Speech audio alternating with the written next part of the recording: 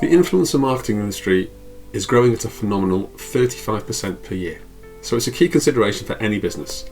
Hi, I'm Ian, co-founder of Focus 15, and today I want to give you the key insights into what's behind influencer marketing and how it can work for your business. Influencer marketing isn't new. Celebrity endorsements have been around since the 1700s when Wedgwood started to use royal endorsements as a tool for brand building. But there's been a huge shift in the last 10 years, with social media giving ordinary people the power to grow a niche following and influence behaviour. And with surveys showing over 60% of consumers trust influencer recommendations compared to less than 40% for brand created content, brands have started to realise they can not only partner with those content creators but also leverage their position of trust to reach potential customers. In our other videos we talk about how digital saturation is making it really hard for companies to cut through the noise and build a brand on social media. But here's the thing, the really smart marketeers have realised they don't have to. Why waste time creating content and struggling for engagement when you can piggyback on someone else who's already established a route to your customers? And that's why influencer marketing has exploded from just over $1 billion 10 years ago to over $30 billion now. But it isn't cheap, and costs vary massively depending on platform, following size and engagement.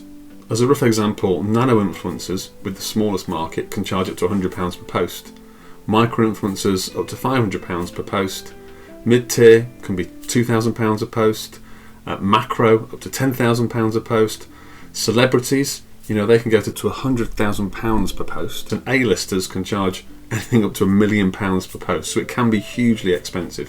And if you go through an agency, you can expect costs to be 15 to 30% higher. The truth is ROI is tough.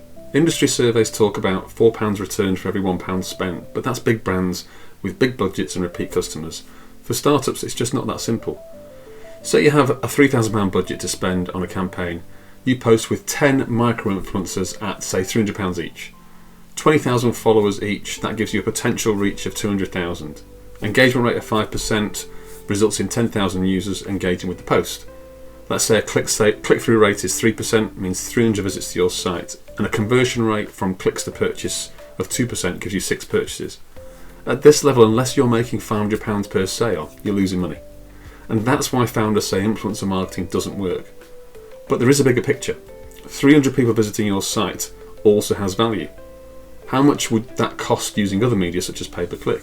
6 first-time buyers could turn into repeat customers. Some of those 10,000 engagers may convert later if they see you again. So for early stage companies, you can only think of influencer marketing as a long-term play. And you need to start small, test and scale what works. So try to build real relationships with the right influencers. Push for commissions or gifting deals to reduce the upfront cost and risk as much as you can. Negotiate deals to reuse their content in your own ads so that you can exploit it as much as possible, and track everything so you know exactly what the true value is of your campaign. Done well, influencer marketing can shortcut years of trying to build your own awareness. Done badly, it can drain your budget with little show for it. Thanks for watching. If you found this useful, hit subscribe, drop a comment, or get in touch at focus15.co.uk.